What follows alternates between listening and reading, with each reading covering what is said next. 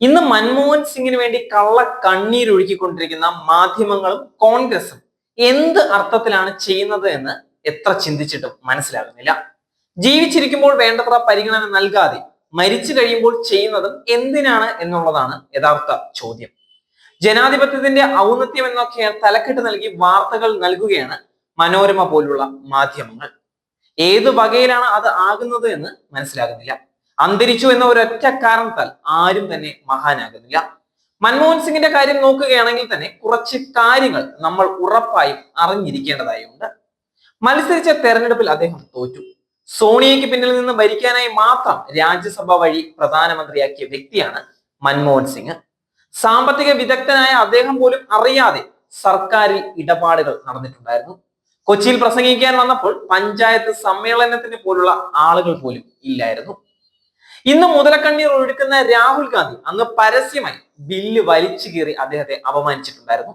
ഇതൊന്നും കണ്ടു നിൽക്കുന്ന ആൾക്കാർ ഒരു വിധത്തിലും മറക്കുന്ന കാഴ്ചയല്ല. വിദേശ പ്രതിനിധികൾ ചർച്ച നടത്തുമ്പോൾ സോണിയാഗാന്ധിക്ക് അരികിൽ മിണ്ടാതെ പാവ പോലെ ഇരിക്കേണ്ടി വന്ന ഒരു മനുഷ്യനാണ് മൻമോഹൻ സിംഗ്.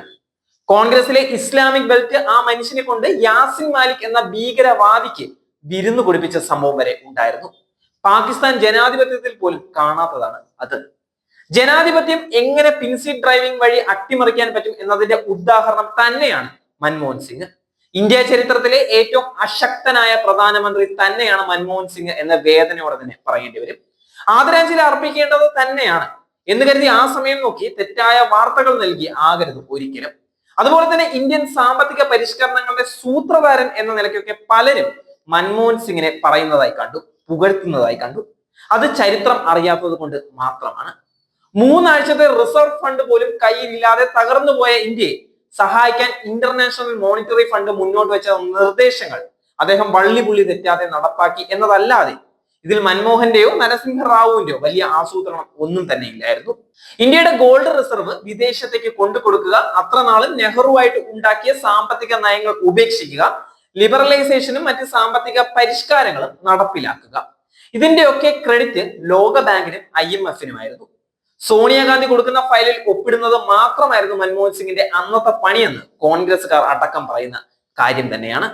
ഗാന്ധി കുടുംബത്തിന്റെ കൂലിപ്പണിക്കാരാണ് കോൺഗ്രസുകാർ എന്ന തരത്തിൽ പാർട്ടിയെ വളർത്തിയതിൽ മൻമോഹന്റെ പങ്ക് ചില്ലറയൊന്നുമല്ല.